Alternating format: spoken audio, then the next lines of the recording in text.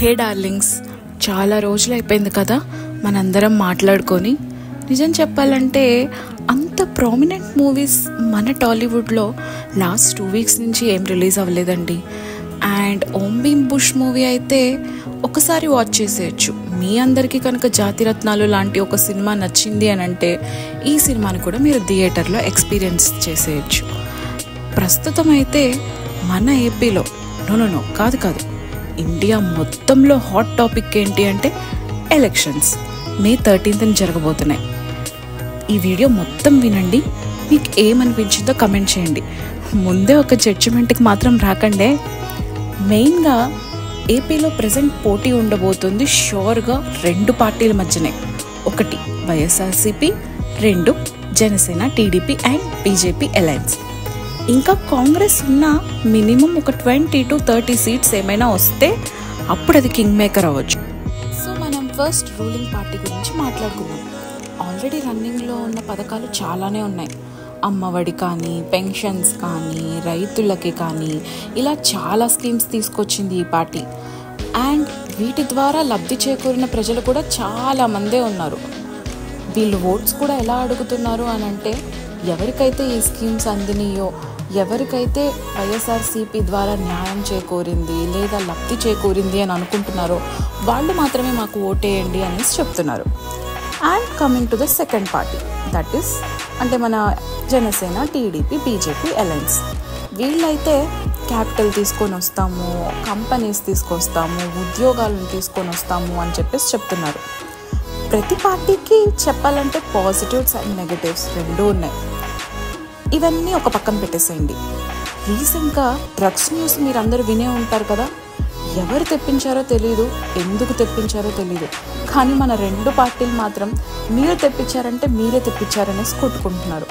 కానీ ఒక్కసారి ఆలోచించండి, 25,000 కేజీల డ్రగ్స్ తీసుకొని మార్కెట్లో యూత్ మీదకి వదిలేస్తే అసలు ఒక్కసారి ఆలోచించండి, మనం ఎటు వెళ్ళిపోతున్నాం. యూత్ని నాశనం చేసాకే ఈ డ్రగ్స్ అన్నిటిని తెప్పించారా? లోకి మా సినిమాలు తీస్తుంటే ఏంటో అనుకున్నా. ఇలా అయితే అసలు చాలా కష్టమండి. అసలు ఎక్కడ బ్రతకాలో కూడా తెలియట్లేదు మనకి. ఇండియానే సేఫ్ లేదు అని అనుకుంటున్నాం. వేరే ఏ కంట్రీస్కి వెళ్ళినా మనకు సేఫ్టీయే లేదు. చెప్పాలంటే సాల్వ్ చేయని కేసులు, చేయాల్సిన కేసులు చాలానే ఉన్నాయి. న్యాయం జరగాల్సిన ప్రజలు కూడా చాలామంది ఉన్నారు. అవన్నీ ఎవరు చూడ్డు. ఇంకా మన న్యూస్ ఛానల్స్ ఉన్నాయి అని అంటే ఏదన్నా ఒక కొత్త టాపిక్ వచ్చింది అని అంటే కోతికి కొబ్బరికాయ చెప్పు దొరికినట్టేనండి. దాంతో మనతోకి ఆట ఆడేసుకుంటూ ఉంటాయి. అండ్ మనల్ని అదే తిప్పి చూపిస్తూ మనందరి బుర్రలు తింటూ ఉంటాయి. నిజం చెప్పాలంటే ప్రతి ఒక్క ఛానల్ ప్రతి ఒక్క పార్టీని సపోర్ట్ చేస్తూ ఉండిద్ది. ఏ పార్టీకి ఆ పార్టీకి వాళ్ళ డిఫరెంట్ ఛానల్స్ ఉన్నాయి. సో మీరు ఏ ఛానల్ పెట్టినా కూడా వాడు సపోర్ట్ చేసే పార్టీ గురించి వాడు భజన చేసుకుంటూ ఉంటాడు. చెప్పాలి అంతేకాని కరెంట్ అఫైర్స్ గురించి కానీ, నిజంగా ఉన్న అసలు ప్రాబ్లమ్స్ గురించి కానీ, అసలు ప్రజలు పడుతున్న కష్టాల గురించి కానీ చూపించే ఛానల్స్ ఒక్కటి కూడా లేవండి. ఎవడికి వాడికి నచ్చిన థంబ్నెయిల్స్ వేసుకొని వాడు చూపించాలనుకున్న న్యూస్ మాత్రమే మనకు చూపిస్తున్నాడు, కానీ నిజంగా జరుగుతున్న న్యూస్ మాత్రం ఎవ్వడూ చూపించడు. ఇంతకీ మన పార్టీలు కూడా వాళ్ళ ప్రచారంలో ఎంతసేపటికి ఎదుటివాడు చేసిన తప్పు గురించి చూపించాలనే ప్రయత్నిస్తాడు తప్ప అసలు వాళ్ళ మేనిఫెస్టో ఏంటి, వాళ్ళు ఏం చేయాలనుకుంటున్నారు, లేదా వాళ్ళు అధికారంలోకి వస్తే మనకి ఏం చేస్తారు అనేది చెప్పే వాళ్ళే లేరండి. ఎవరికి వాడు ఎదుటివాడి మీద బురద చల్లుకోవడమే. అండ్ ఒక ఇద్దరు పీపుల్ మధ్య కాన్వర్జేషన్ మీరు వింటే, నువ్వెవడికి సపోర్ట్ చేస్తావురా, నువ్వు సపోర్ట్ చేసేవాడికి హత్యలు చేశాడంటగా, వాడి మీద క్రిమినల్ కేసులు ఉన్నాయంటగా, వాడేవో స్కామ్లు చేశాడంటగా అని ఇంకొకటి అంటాడు. వాడికి ఆపోజిట్లో ఉన్నవాడు, అరే అధికారంలో ఉన్నప్పుడు నీ వాడు కూడా చేసింది అదేరా, వాడికి నువ్వు ఎలా ఓటేస్తావో వీడికి నేను అలానే ఓటేస్తా అని అంటాడు. అసలు ఆ కాన్వర్సేషన్ వినండి, ఎంత మీనింగ్లెస్గా ఉంది. సో మన పార్టీలు ఎలా అయిపోయినాయి అంటే, ఎవడు తక్కువ తప్పు చేశాడో లేదా చేసిన తప్పులన్నిటికీ మనం ఒక బేరీజ్గా వేసుకొని ఎవడికైతే తక్కువ స్కోర్ వస్తుందో వాడికి మాత్రమే మనం ఓటేయాలి, మిగిలిన ఎవ్వరికి మనం ఓటేయకూడదు అనమాట. ప్రజెంట్ సిచ్యువేషన్ అలా అయిపోయిందండి. అండ్ మీరు ఆలోచించండి, మన రాజకీయాలు కూడా అలానే ఉన్నాయి ఫస్ట్ నుంచి. మన ఏపీ స్టేట్కి వస్తే ఈ రాజకీయం అనేది రెండు కుటుంబాల మధ్య నడుస్తుందండి. ఎవడు గెలిచినా ఎవడు ఓడినా మనకు చేసేదేం లేదు, కానీ మధ్యలో మనమే తన్నుకొని మనమే కొట్టుకుంటూ ఉంటాం. ఎవరు డబ్బులు ఇచ్చినా తీసుకోండి, ఓటు మాత్రం ఆలోచించి వేయండి. అయినా ఒక పెళ్ళి చేయాలి అని అంటేనే 4 తరాలు ఆలోచిస్తారు. అటు 4 తరాలు ఇటు 4 తరాలు అని చెప్పి అన్నీ ముందు వెనక మొత్తం పరిశీలించి అప్పుడే ఆ పెళ్లి చేస్తారు. అలాంటిది ఒక లీడర్ని తీసుకొచ్చుకొని మమ్మల్ని రూల్ చేయని మన నెత్తి మీద పెట్టుకుంటున్నాము అని అంటే వాళ్ళ గురించి మనం ఎంత తెలుసుకోవాలి, ఎంత పరిశీలించాలి. అండ్ ఏ పొలిటీషియన్స్ అయినా మీరు చూడండి, చదువుకున్న వాళ్ళు చాలా తక్కువ, ఎక్కువ శాతం రౌడీలు, క్రిమినల్స్, వీళ్ళే మనల్ని రూల్ చేస్తున్న వాళ్ళు. నేను చెన్నైలో జాబ్ చేస్తూ ఉన్నప్పుడు ఒకరోజు ఒక ఆటో ఒక లేడీ డ్రైవ్ చేస్తుంది. నాకు చాలా ఇంట్రెస్టింగ్గా అనిపించింది. తను అడిగాను, ఎందుకు మీరు డ్రైవ్ చేస్తున్నారు, లేదా మీకెందుకు ఈ వృత్తి తీసుకోవాలనిపించింది అని చెప్పి.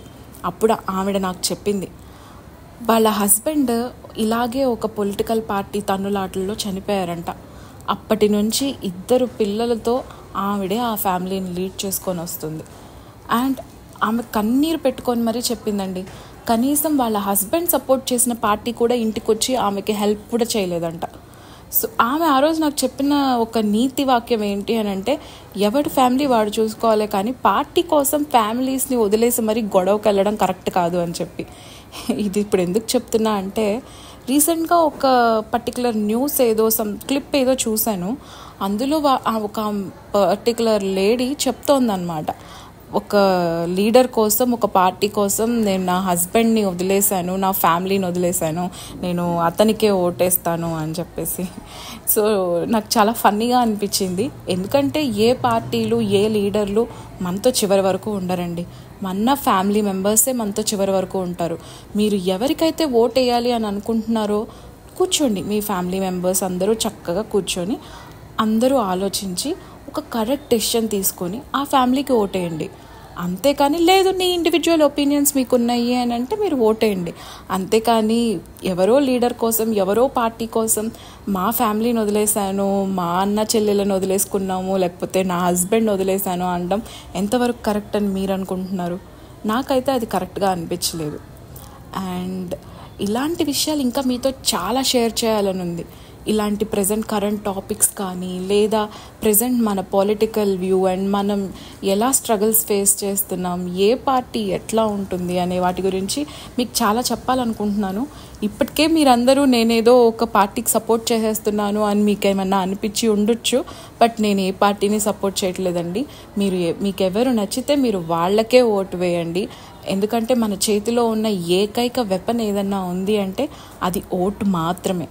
సో అలా అని చెప్పి చాలామంది మాకు అసలు ఈ లీడర్స్ ఎవరు నచ్చలేదు, నేను వెళ్ళి నోటాకు వేసుకుంటాను అని అంటే ఉపయోగమే లేదండి. మీరు నోటాకు వేసినంత మాత్రాన వాళ్ళు ఎవరు కన్సిడర్ చేయరు. 100 ఓట్లు ఉండి 80 మంది నోటాకేసి ఒక 20 మంది చూస్ చేసుకున్నారు లీడర్స్ని అని అంటే వాటిల్లో ఎవరు మెజారిటీ వచ్చారో వాళ్ళనే నుంచోబెట్టి లీడర్ని చేస్తారు, కానీ ఈ 80 మందిని ఎవరు పట్టించుకోరు. సో తప్పకుండా మీరు ఎవ్వరూ నోటాకి మాత్రం వేయకండి, ఓట్ హక్కుని వినియోగించుకోండి. అందరూ నీట్గా May 13న ఒక కరెక్ట్ డెసిషన్ తీసుకొని ఓట్ మాత్రం వేయండి, అస్సలు మర్చిపోకండి. అండ్ ఇలాంటి టాపిక్స్ కనుక ఇంకా ఇంట్రెస్టింగ్ వీడియోస్ మీకు కావాలి అని అనుకుంటే కింద కమెంట్ చేయండి. అండ్ మీ వ్యూస్ కూడా మాకు చెప్పడం మర్చిపోవద్దు. ఇట్లా మీటింగ్ అలా మొదలైంది. Thank you for watching.